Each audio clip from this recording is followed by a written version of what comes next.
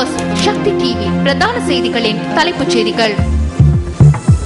News ஃபர்ஸ்டின் பிரதான செய்தி அறையிலிருந்து இன்றைய பிரதான செய்திகளின் தலைப்புச் செய்திகளோடு உங்களை சந்திக்கும் நான் ஜெஃப்ரி ஜெபதார்ஷன். இன்றைய பிரதான செய்திகளின் தலைப்புச் செய்திகள் இவை.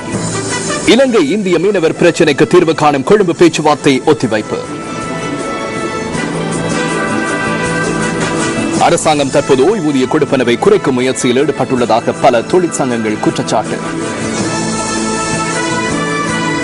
இது இனி அனுமதியின்றி மருந்து வகைகளின் விலையை அதிகரிக்க முடியாத அமைச்சர் ஜான்சன் பெர்னாண்டோ கருத்து. தெஹிவளையில் தனது குழந்தையை கொலை செய்ததாக கூறப்படும் பெண் கைது. மலேசிய விமானம் தொடர்பிலான பல புதிய தகவல்கள்.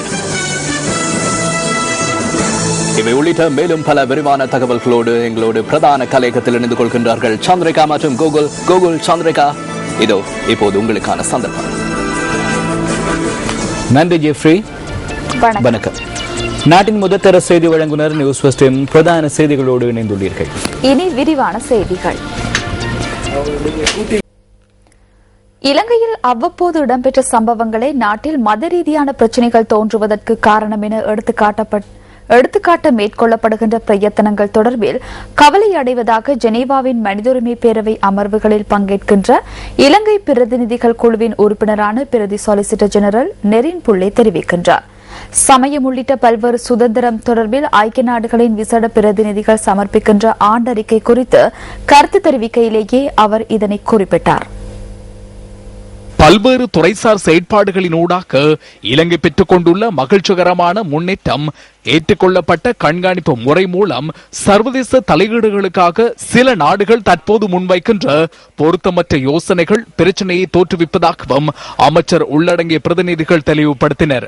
அது பலவந்தமானது மாத்திரமின்றி தேவையற்ற ஒன்று எனவும் குறித்த பிரதிநிதிகள் குழுவிற்கு அமைச்சர் சுட்டிக்காட்டியிருந்தார். ஐக்கிய நாடுகளின் ஜெனீவாவிற்கான நிரந்தர வதிவிட பிரதிநிதி ரவிநாத் ஆரியஸ் சிங்கவும் இந்த சந்தர்ப்பத்தில் பங்கேற்றிருந்தார்.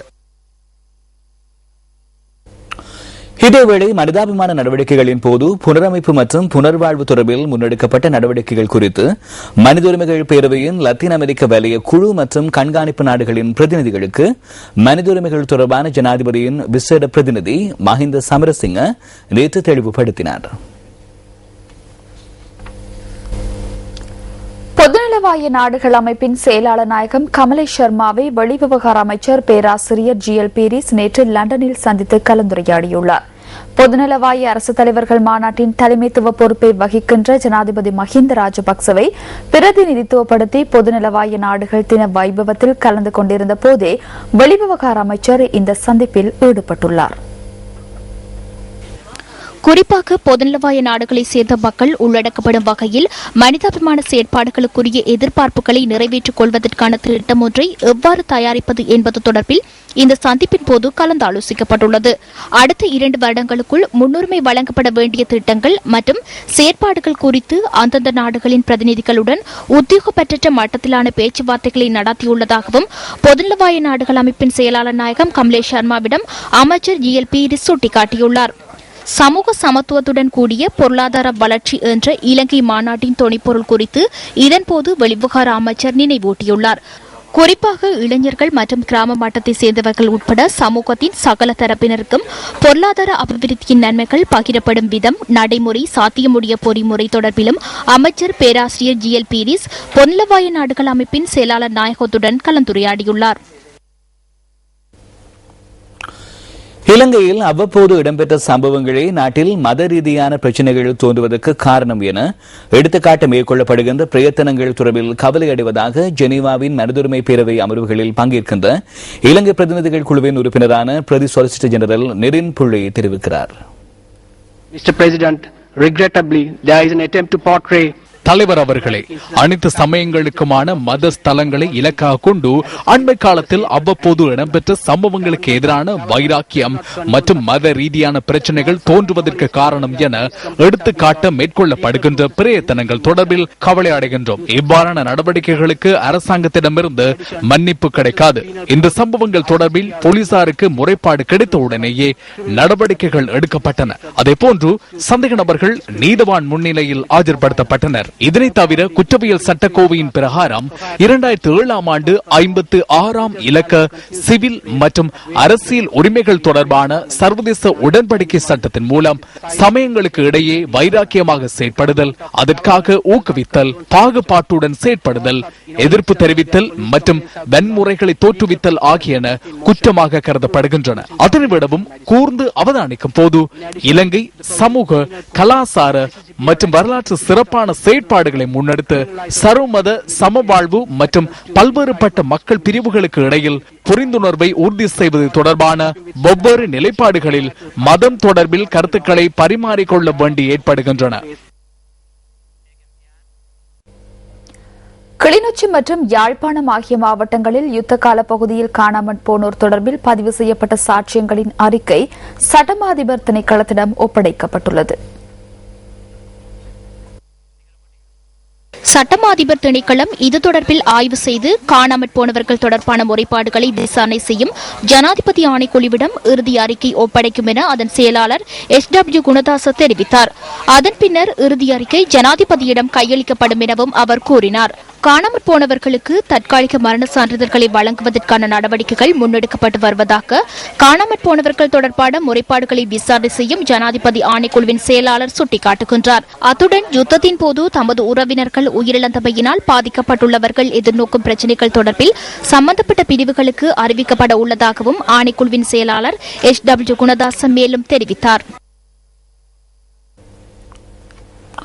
அதிகாரத்தை பகிர்வோம், நாட்டை கட்டியெழுப்புவோம் அமைப்பு இந்த ஊடகவியலாளர் சந்திப்பொன்றை ஏற்பாடு செய்திருந்தது.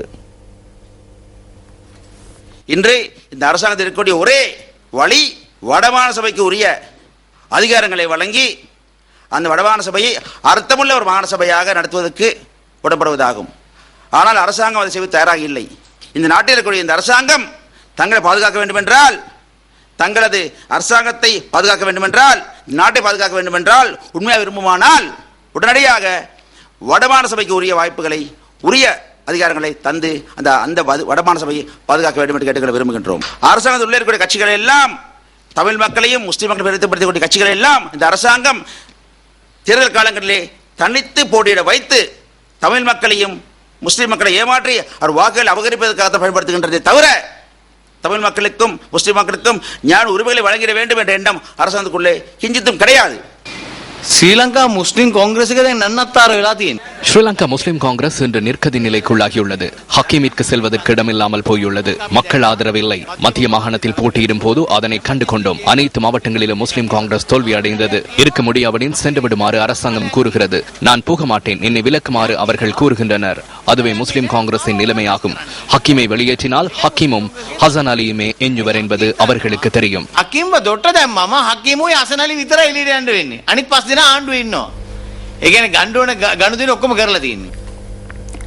இந்தியா மற்றும் அமெரிக்கா ஆகிய நாடுகளின் அழுத்தங்களுக்கு உள்ளாகாமல் இருக்க இலங்கை வாழ் மக்கள் அடுத்த ஜனாதிபதி தேர்தலை சரியாக பயன்படுத்திக் கொள்ள வேண்டும் என ஸ்ரீலங்கா முஸ்லிம் காங்கிரசின் தவிசாளர் பிரதி அமைச்சர் பஷீர் சேகுதாவுத் தெரிவிக்கின்றார். ஏறாவூரில் நேற்று நடைபெற்ற நிகழ்வொன்றிலேயே அவர் இதனை தெரிவித்தார். நாங்கள் பலர் நினைக்கிறோம் இந்தியாவும் அமெரிக்காவும் நண்பர்கள், சீனா அவ்விரண்டின் எதிரி என்று. இவர்களுக்கிடையில் மாட்டி இலங்கை சிறிய தீவு நசுக்கப்படுகிற, இலங்கையிலே சிறுபான்மையாக வாழுகிற தமிழ் மக்கள் முஸ்லிம் மக்கள் நசுக்கப்படுகிற சூழ்நிலையை ஏற்படாதிருக்க நாங்கள் சொந்த புத்தியில் சொந்த காலில் இலங்கையர்கள் என்று ஒன்றுபடக்கூடிய வாய்ப்பை கேட்டு எதிரே வருகிற ஜனாதிபதி தேர்தலை அதற்கான சரியான களமாக, சரியான வாய்ப்பாக தமிழர்களும் முஸ்லிம்களும் பயன்படுத்தி சிறுபான்மை இனமாக மாறி இருக்கின்ற எல்லா பிரச்சனைகளையும் நாங்கள் தீர்த்து வைக்க வேண்டும் என்று கேட்டுக்கொள்ள விரும்புகிறேன். மாங்குளம் பகுதியில் இன்று காலை மனித மண்டையோடு ஒன்றும் எச்சங்களும் கண்டுபிடிக்கப்பட்டுள்ளன. மாங்குளம் பகுதியூடான A9 வீதியின் 225வது மற்றும் 226வது மைல் கற்களுக்கு இடைப்பட்ட பகுதியிலேயே இந்த மண்டையோடும் எச்சங்களும் கண்டுபிடிக்கப்பட்டுள்ளதாக போலீஸ் ஊடக பேச்சாளர் அலுவலகம் குறிப்பிடுகிறது. குறிப்பிட்ட பகுதியில் காணி ஒன்றை துப்புரவு செய்யும் பணியில் ஈடுபட்டிருந்தவர்களால் இந்த மண்டையோடும் எச்சங்களும் அவதானிக்கப்பட்டுள்ளதாக போலீசார் தெரிவித்தனர். மனித எச்சங்களுக்கு அருகிலிருந்து காலனி, கைப்பை போன்ற பொருட்களுடன் கருப்பு நிறத்திலான காற்சட்டை மற்றும் வெள்ளை நிற மேற்சட்டை என்பனவும் கண்டெடுக்கப்பட்டுள்ளதாக எமது பிராந்திய செய்தியாளர் கூறுகிறார். இது தொடர்பில் தகவல் வழங்கப்பட்டதை அடுத்து மாங்குளம் போலீசார் மேலதிக விசாரணைகளை ஆரம்பித்துள்ளனர்.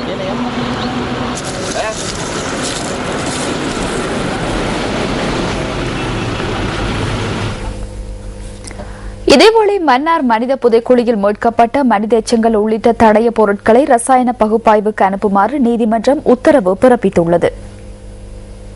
மன்னார் நீதவான் நீதிமன்றத்தில் மனித புதைக்குழி தொடர்பான விசாரணைகள் நேற்று இடம்பெற்றதை அடுத்து இந்த உத்தரவு பிறப்பிக்கப்பட்டதாக போலீஸ் ஊடக பேச்சாளரும் சிரேஷ்ட போலீஸ் அத்தியட்சகருமான அஜித் ரோஹன தெரிவித்தார்.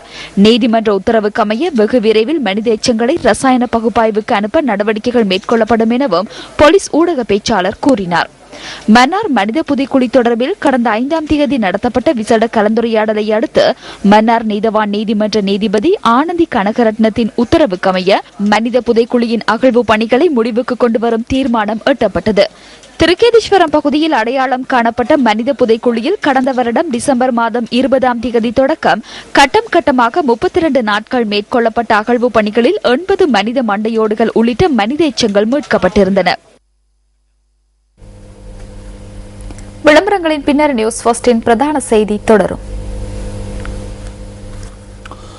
பம்பலப்பட்டி ராமநாதன் இந்து மகளிர் கல்லூரி ஆரம்ப பிரிவின் வருடாந்த இல்ல விளையாட்டுப் போட்டி நேற்று பிற்பகல் நடைபெற்றது. இதில் பிரஜைகள் முன்னணியின் செயலாளர் நாயகமும் பாராளுமன்ற உறுப்பினருமான ஜே ஸ்ரீரங்கா பிரதம அதிதியாக கலந்து கொண்டார். பம்பலப்பட்டி ராமநாதன் இந்து மகளிர் கல்லூரி ஆரம்ப பிரிவின் வருடாந்த இல்ல விளையாட்டுப் போட்டி பம்பலப்பட்டி இந்து கல்லூரி மைதானத்தில் நடைபெற்றது. அங்கு சென்ற பாராளுமன்ற உறுப்பினர் ஜே ஸ்ரீரங்காவிற்கு சிறந்த வரவேற்பு அளிக்கப்பட்டது. தேசிய கொடியை ஏற்றிய பாராளுமன்ற உறுப்பினர் இல்ல விளையாட்டுப் போட்டியை வைபவ ரீதியாக ஆரம்பித்து வைத்தார். மரியாதை அணிவகுப்பை அதிபர் உள்ளிட்ட சிறப்பு அதிதிகள் ஏற்றுக்கொண்டனர். பின்னர் மாணவர்களின் போட்டி நிகழ்ச்சிகளையும் இவர்கள் மிக மகிழ்ச்சியுடன் கண்டு களித்தனர்.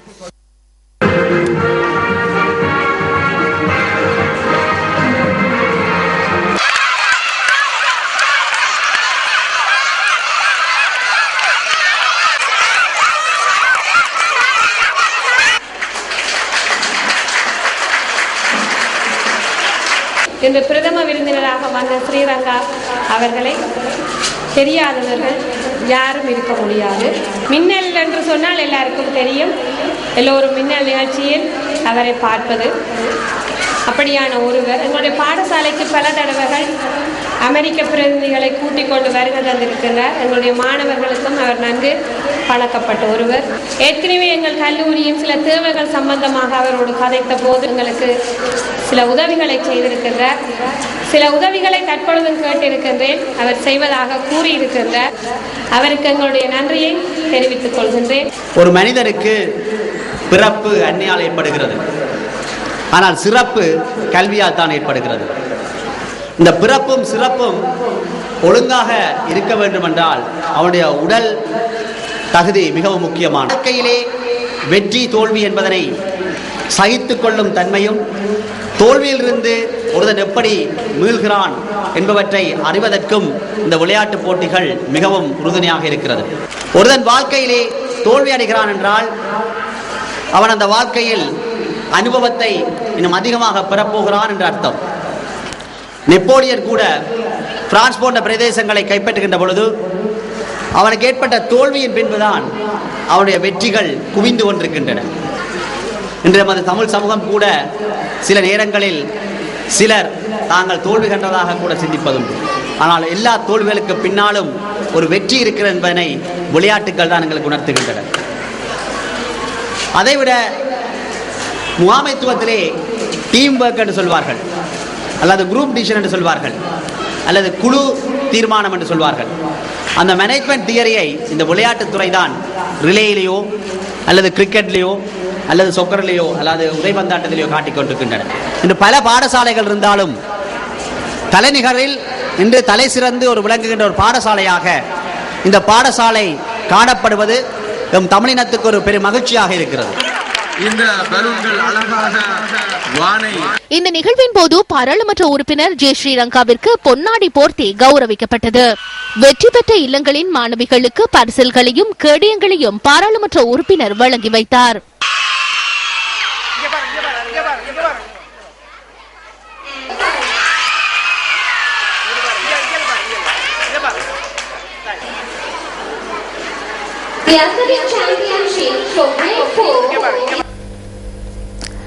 இலங்கை இந்திய மீனவர்களின் பிரச்சினைகளுக்கு தீர்வு காண்பதற்காக கொழும்பில் நாளை நடைபெறவிருந்த 2ஆம் கட்ட பேச்சுவார்த்தைகள் ஒத்திவைக்கப்பட்டுள்ளன. கொழும்பு பேச்சுவார்த்தைக்கான அனைத்து ஏற்பாடுகளும் பூர்த்தி செய்யப்பட்டிருந்த நிலையில் இறுதி தருணத்தில் பேச்சுவார்த்தையை பிற்போட நேரிட்டுள்ளதாக கடற்றொழில் திணைக்களத்தின் பணிப்பாளர் நாயகம் நிமல் ஹெட்டியாராய்ச்சி தெரிவிக்கின்றார். இந்த பேச்சுவார்த்தையில் நாளை கலந்து கொள்ள முடியாத நிலை காணப்படுவதாக இந்திய மீனவ பிரதிநிதிகள் அமைச்சுக்கு அறிவித்துள்ளதாகவும் அவர் குறிப்பிட்டார். இருநாட்டு மீனவ பிரதிநிதிகளுக்கும் இடையிலான இந்த பேச்சுவார்த்தையை மீண்டும் நடத்துவதற்கான திகதி குறித்து பின்னர் ஆராயவுள்ளதாகவும் கடற்றொழில் திணைக்கள பணிப்பாளர் நாயகம் மேலும் கூறினார். இந்த பேச்சுவார்த்தையில் கலந்துரையாடுவதற்காக இந்திய மீனவ சங்கங்களின் பிரதிநிதிகள் 17 பேரும் 8 அதிகாரிகளும் இன்று நாட்டிற்கு வருகை தரவிருந்தனர். இதேவேளை தமிழக மீனவர்கள் 116 பேர் விடுதலை செய்யப்பட்டமை தமக்கு மகிழ்ச்சி அளிப்பதாக தமிழக விசைப்படகு நலன்புரி சங்கம் மற்றும் இலங்கை இந்திய மீனவ சங்கத்தின் தலைவர் என் தேவதாசன் நியூஸ் ஃபர்ஸ்டுக்கு தெரிவித்தார். இலங்கையின் வடபகுதி கடற்பரப்பில் கைது செய்யப்பட்டு தடுத்து வைக்கப்பட்டிருந்த 116 தமிழக மீனவர்கள் இன்று விடுதலை செய்யப்பட்டுள்ளனர்.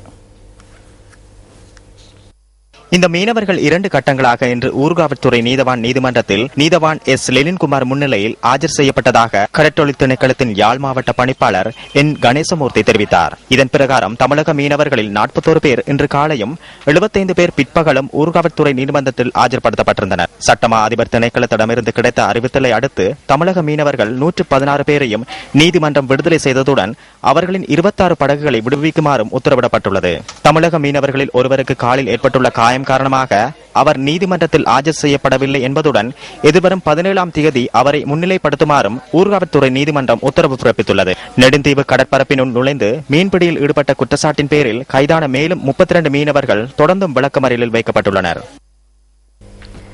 நல்லூர் பிரதேச சபை சிற்றூழியர்கள் பிரதேச சபை கட்டடத்தை முற்றுகையிட்டு இன்று காலை முதல் கவனஈர்ப்பு போராட்டத்தில் ஈடுபட்டிருந்தனர். பிரதேச சபையினால் அண்மையில் வழங்கப்பட்ட சிற்றூழியர் நியமனங்களில் முறைகேடுகள் இடம்பெற்றுள்ளதாக தெரிவித்து இந்த கவனஈர்ப்பு போராட்டம் நடத்தப்பட்டது. அண்மையில் நியமனங்கள் வழங்கப்பட்ட போது 2 ஊழியர்கள் கல்வி தகமையை பூர்த்தி செய்யாத காரணத்தினால் அவர்கள் புறக்கணிக்கப்பட்டு ஏனையோருக்கு நியமனங்கள் வழங்கப்பட்டுள்ளன. இந்த 2 ஊழியர்களும் நீண்ட காலமாக தற்காலிக அடிப்படையிலேயே பணியாற்றி வருகின்ற நிலையில் கல்வி தகமையை கருத்தில் கொள்ளாது சேவையின் அடிப்படையில் நிரந்தர நியமனம் வழங்கப்பட வேண்டும் என வலியுறுத்தி ஊழியர்கள் போராட்டத்தில் ஈடுபட்டதாக எமது பிராந்திய செய்தியாளர் குறிப்பிடுகின்றார்.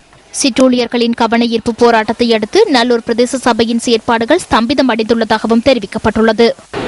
அரசாங்க விதிகளின்படி மனிதாவின் அடிப்படையில் நியமனங்களை வழங்குவது வளமையான நடைமுறையில் தகமைகள் அடிப்படை தகமைகளும் இன்டர்வியூ போர்டின் முடிவுகளும் பார்க்கப்பட்டு அடிப்படை இன்டர்வியூ போர்டு பார்க்கப்பட்டு இது வழங்கப்பட வேண்டும். மட்டக்களப்பில் இன்று வெளிவாரி பட்டதாரிகள் கவனஈர்ப்பு போராட்டம் ஒன்றில் ஈடுபட்டனர். தமக்கு இதுவரை நிரந்தர நியமனம் வழங்கப்படவில்லை என இவர்கள் குற்றம் சாட்டுகின்றனர். இன்று காலை 10 மணி முதல் இந்த ஆர்ப்பாட்டம் இடம்பெற்றுள்ளது. 2011ஆம் ஆண்டு வெளிவாரி பட்டப்படிப்பினை நிறைவு செய்த போதிலும் அண்மையில் வழங்கப்பட்ட அரசு நியமனத்தில் தாம் இணைத்துக் கொள்ளப்படவில்லை என இவர்கள் தெரிவிக்கின்றனர்.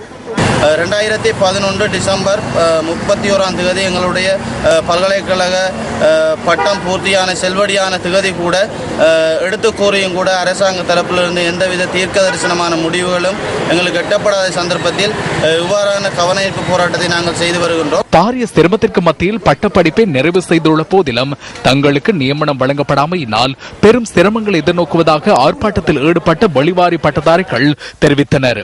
இதேவேளை மட்டக்களப்பு வெளிவாரி பட்டதாரிகளின் நியமனம் தொடர்பில் மாவட்ட அரசாங்க அதிபர் PSM சார்ல்ஸிடம் வினவிய போது பட்டதாரிகளின் ஆவணங்கள் அனைத்தும் பொது நிர்வாக உள்நாட்டு அலுவலர்கள் அமைச்சுக்கு அனுப்பி வைக்கப்பட்டுள்ளதாக அவர் தெரிவித்தார்.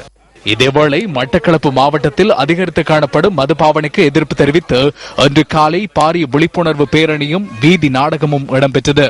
கிழக்கு மாகாண சுகாதார அமைச்சருடன் இணைந்து பிரதி மாகாண சுகாதார சேவைகள் பணியகம் இதனை ஏற்பாடு செய்திருந்தது.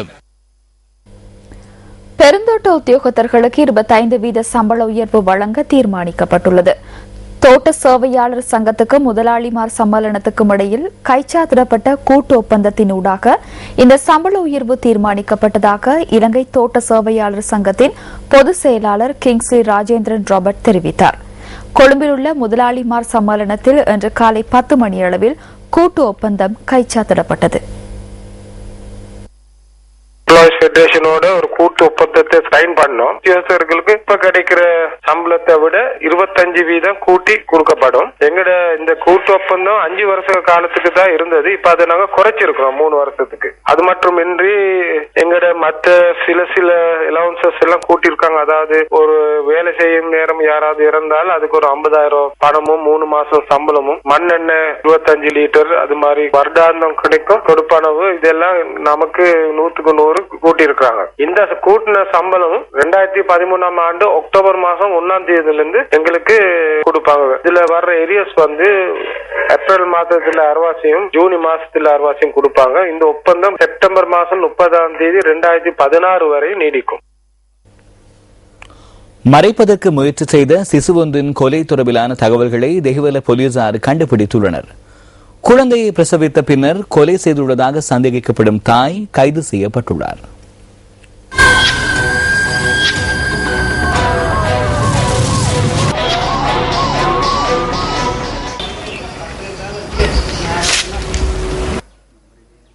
தெஹிவல வைத்தியா வீதியில் உள்ள வீடொன்றில் புதிய தம்பதியினர் வாழ்ந்து வந்துள்ளனர். இந்த வீட்டின் கீழ் மாடியில் இவர்கள் வாடகைக்கு குடியமர்ந்துள்ளனர். வெளி மாவட்டத்திலிருந்து கொழும்பிற்கு தொழில் நிமித்தம் வந்துள்ள இந்த தம்பதியினர் கடந்த மாதம் 12ஆம் தேதி குழந்தையொன்றை பெற்றெடுத்துள்ளனர். எனினும் அந்த குழந்தையை அவர்கள் கொலை செய்து எரியூட்டியுள்ளதாக போலீசார் தெரிவித்தனர். சில தினங்களுக்கு முன்னர் குறித்த பெண் போலீஸ் நிலையத்துக்கு சென்று தனது கணவர் தன்னை விட்டு சென்றுள்ளதாக செய்த முறைப்பாட்டை அடுத்து போலீசார் தகவல்களை சேகரிக்க ஆரம்பித்துள்ளனர். விசாரணைகளின் போது அவர்கள் திருமணமாகாதவர்கள் என்பது தெரிய வந்துள்ளது. பிரசவத்திற்கு முன்னர் இவர்கள் குழந்தையை கலைப்பதற்கு மருந்துகளை பயன்படுத்தியுள்ளதாகவும் விசாரணைகளில் இருந்து தெரிய வந்துள்ளது. அது பயனளிக்காமையால் குழந்தை கிடைத்த பின்னர் அந்த இடத்தில் கொலை செய்து எரியூட்டியுள்ளதாக அந்த பெண் போலீஸ் நிலையத்தில் முறைப்பாடு செய்துள்ளார். அதன் பின்னர் அந்த பாகங்களை மொரட்டுவ பகுதியில் உள்ள ஆறொன்றில் விட்டுள்ளனர். சம்பவம் தொடர்பில் அந்த பெண் கைது செய்யப்பட்டுள்ளதுடன் தலைமறைவாகியுள்ள இளைஞனை தேடும் பணிகள் ஆரம்பிக்கப்பட்டுள்ளன. 24 வயதான அந்த இளைஞர் நாவலப்பிட்டி பகுதியைச் சேர்ந்தவர் என போலீசார் தெரிவித்தனர்.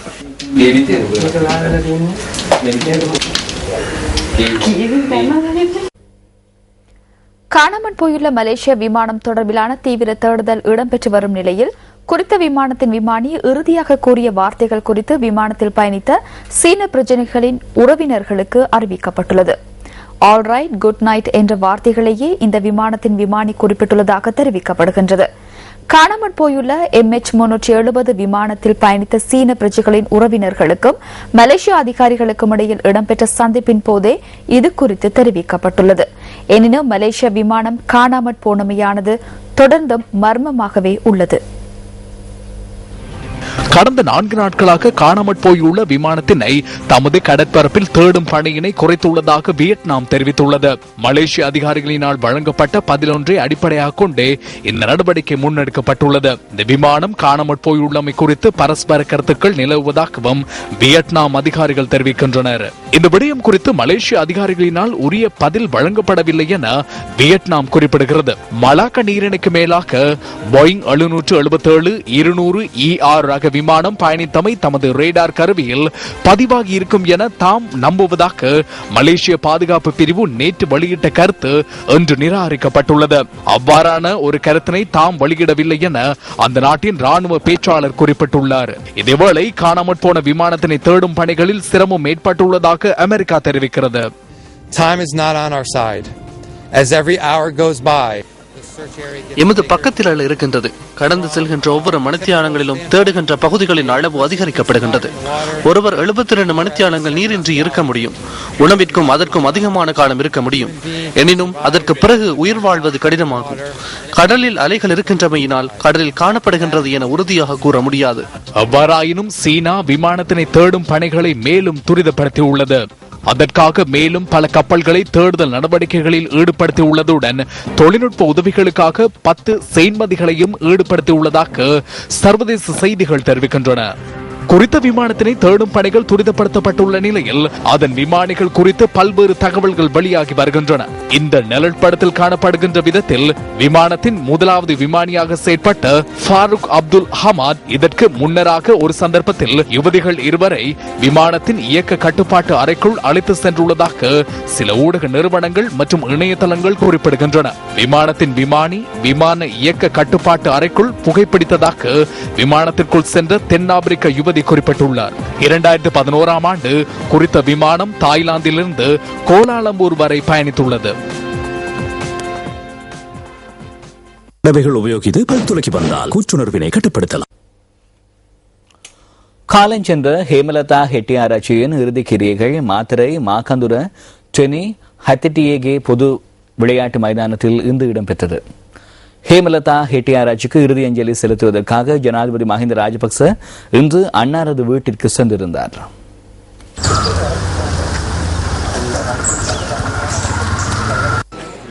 அமைச்சர் லக்ஷ்மண் யாபா அபேவர்தனவின் தாயாரான ஹேமலதா ஹெட்டியாராச்சிக்கு இறுதி அஞ்சலி செலுத்துவதற்காக ஜனாதிபதி மஹிந்த ராஜபக்ச இன்று முற்பகல் சென்றிருந்தார்.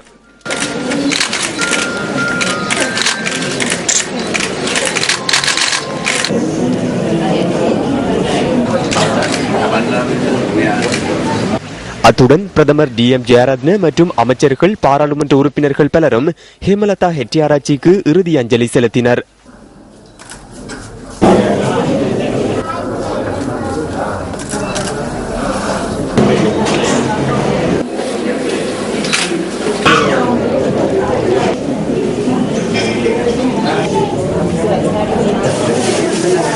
இறுதி அஞ்சலிக்காக அன்னாரது வீட்டில் வைக்கப்பட்டிருந்த பூதவுடல் இறுதி கிரியைகளுக்காக வாகனம் ஒன்றில் இன்று பிற்பகல் கொண்டு செல்லப்பட்டது.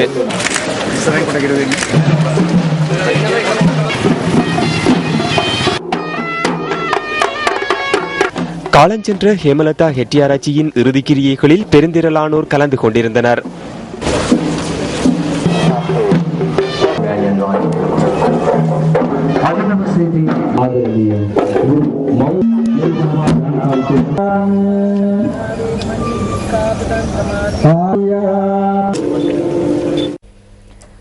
பாடசாலை சூழல் மாணவர்கள் கல்வி கற்பதற்கு உகந்ததாக இருக்க வேண்டியது கட்டாயமாகும். யுத்த காலத்தில் கைவிடப்பட்ட வாகனங்களால் முல்லைத்தீவு ஒட்டுசுட்டான் ஆறுமுகம் வித்தியாலய மாணவர்கள் சிரமத்தை எதிர்நோக்கியுள்ளனர். இது முல்லைத்தீவு மாவட்டத்தில் ஒட்டுசுட்டான் பிரதேச செயலாளர் பிரிவுக்குட்பட்ட ஆறுமுகம் வித்தியாலயம். இந்த பாடசாலையில் 200க்கும் மேற்பட்ட மாணவர்கள் கல்வி கற்று வருகின்றனர். இந்த பாடசாலை வளாகத்தில் யுத்த காலத்தில் அழிவுற்ற வாகனங்கள் பரவலாக காணப்படுகின்றன. எனது மகனும் இந்த பாடசாலையில் கல்வி கற்கின்றார். இந்த கைவிடப்பட்ட இந்த வாகனங்கள் இந்த இடத்துல இருக்கிறதால இதுக்குள்ள குளவியல் மழை காலங்களில் நீர் தேங்கி நின்று டெங்கு நுளம் போல ஏற்படக்கூடிய சாத்தியப்பாடெல்லாம் நிறைய இருக்கிறதால இந்த பாடசாலைக்கு இடம் பற்றாக்குறை. இந்த பாடசாலை இந்த வாகனம் இருக்கிறதால எங்களோட பிள்ளைகள் ஓடி ஆடி விளையாட முடியாமல் இருக்கு. இப்போ கொஞ்ச நாளைக்கு முன்ன கூட நாங்கள் ஒரு சின்ன சிரமதானம் செய்யும் போது பாம்படிச்சோம் இந்த வாகனத்துக்கு இருந்து. இந்த காணியின் கணிசமான பகுதியினை இந்த கைவிடப்பட்ட வாகனங்கள் கொண்டுள்ளதால் மாணவர்கள் இணை பாடவிதான செயற்பாட்டினை மேற்கொள்வதற்கு சிரமமாக உள்ளது. 2011 இந்த வளாகத்தில் கைவிடப்பட்ட நிலையில் இந்த வாகனங்கள் காட்சி அளித்துக் கொண்டிருந்தன. அன்றிலிருந்து நாங்கள் முயற்சி செய்தும் இதுவரை எதுவித பலனும் நமக்கு கிடைக்கவில்லை. இவ்வாறு வாகனங்கள் காணப்படுவதால் பாடசாலை மாணவர்களும் ஆசிரியர்களும் பல அசௌகரியங்களை எதிர்கொள்ள வேண்டியுள்ளது. நாங்கள் இந்த பாடசாலையில இந்த பிள்ளைய விடுறது கூட ஒரு அச்சமான நிலையில தான் விட வேண்டிய ஒரு தேவை இருக்கு. எந்த நேரம் எது நடக்கும் தெரியாம இருக்கிறதால இந்த வாகனங்களை சம்பந்தப்பட்டவர்கள் வழியில் எடுத்து எங்களுக்கு இந்த இடத்தை துப்புரவு செய்யறதுக்கு இடம் தரும்படி கேட்டுக்கொள்கிறோம். எதிர்காலத்தில் மருந்து வகைகளின் விலையை அதிகரிக்க முடியாது என கூட்டுறவு மற்றும் உள்நாட்டு வர்த்தக அமைச்சர் ஜான்ஸ்டன் பெர்னாண்டோ தெரிவிக்கிறார். இது தொடர்பில் கடந்த 4ஆம் தேதி வெளியான வர்த்தமானி அறிவித்ததில் குறிப்பிடப்பட்டுள்ளதாக கொழும்பில் இன்று நடைபெற்ற ஊடகவியலாளர் சந்திப்பில் அமைச்சர் தெரிவித்தார். அரசாங்கம் தற்போது ஓய்வூதிய கொடுப்பனவை குறைக்கும் முயற்சியில் ஈடுபட்டுள்ளதாக பல தொழில் சங்கங்கள் குற்றம் சாட்டுகின்றன. இதன் காரணமாக ஓய்வூதியம் பெறும்போது கிடைக்கின்ற ஆரம்ப தொகை இல்லாமல் போகும் அபாயம் உள்ளதாகவும் அவர்கள் தெரிவிக்கின்றனர். இது தொடர்பான விரிவான தகவல்களை எமது அடுத்த பிரதான செய்தியில் எதிர்பாருங்கள். இனி விளையாட்டு செய்தி. இலங்கையில் தொன்மை வாய்ந்த பாடசாலை மட்ட மாபெரும் கிரிக்கெட் போட்டிகளில் ஒன்றான வடக்கின் பெருஞ்சமர் யாழ் மத்திய கல்லூரி மைதானத்தில் நாளை ஆரம்பமாக உள்ளது. கடந்த 2 வருடங்களாக சமநிலையில் முடிவடைந்த இந்த போட்டி இம்முறை முடிவு கிடைக்கும் வகையில் விறுவிறுப்பாக அமையும் என்ற எதிர்பார்ப்பு ரசிகர்கள் மத்தியில் எழுந்துள்ளது. யாழ் மத்திய கல்லூரிக்கும் சென்ட் ஜான்ஸ் கல்லூரிக்கும் இடையிலான 3 நாட்களை கொண்ட இந்த போட்டி 108வது தடவையாக இந்த முறை நடைபெற உள்ளது.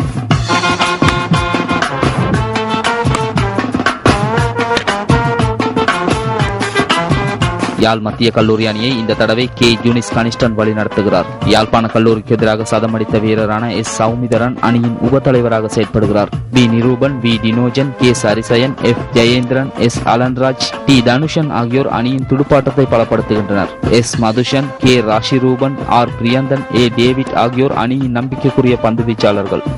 ஓப்பன் தொடக்கம் லாஸ்ட் விக்கெட் வரைக்கும் எங்களுடைய அனைவரும் பார்ட்னர்ஷிப் போடக்கூடிய டேலண்டில் உள்ளனர். பயிற்சியில் ஈடுபட்டு கொண்டிருக்கிறோம். எங்களுடைய வெற்றியை நாங்கள் எங்களை யாழ் மத்திய கல்லூரிக்காக கொடுப்போம்.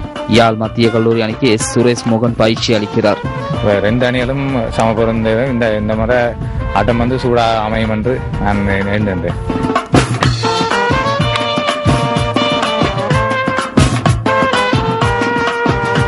சென்ட் ஜான்ஸ் அணியின் தலைமை பொறுப்பு பரமானந்தம் துவாரகசீலனுக்கு கிடைத்துள்ளது. அணியின் உப தலைவராக ஆப்ராம் அனோஜன் செயற்படுகிறார். சஜீந்திரன் கபில்ராஜ், ரவீந்திரன் லத்தீஸ்வர், அருளானந்தம் ஜனாமிர்தன், மகாலிங்கம் நிலோஜன், ராஜாஸ் பிரியா பிரியசங்கர் ஆகியோர் அணியில் இடம் பிடித்துள்ள துடுப்பாட்ட வீரர்கள். ஜெனி பிளமின், வசந்தன் யதுசன், சாந்தகுமார், பிரவீன் ஷான், மணிவண்ணன் சிந்துஜன் ஆகியோர் அணியில் இடம்பெற்றுள்ள ஏனைய வீரர்கள். எங்கள் அணியில் துடுப்பாட்டத்தை பொறுத்தவரை மிகவும் பலமாக காணப்படுகிறோம். பந்து வீச்சாளர் 2 பேரும், சுழற்பந்து வீச்சாளர் 4 பேரும் காணப்படுகின்றனர். திறமையை வெளிப்படுத்தி வெற்றிக்காக கடுமையாக உழைத்து விளையாடுவோம்.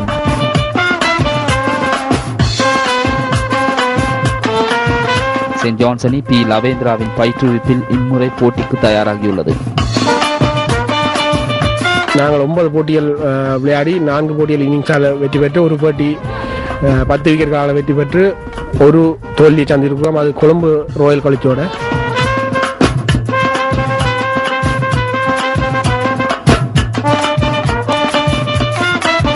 இதேவேளை இந்த போட்டி வரலாற்றில் சென்ட் ஜான்ஸ் அணி 30. இத்துடன் நமது 8 மணி பிரதான செய்திகள் நிறைவடைகின்றன. வணக்கம். Hotline 0114 896 896 www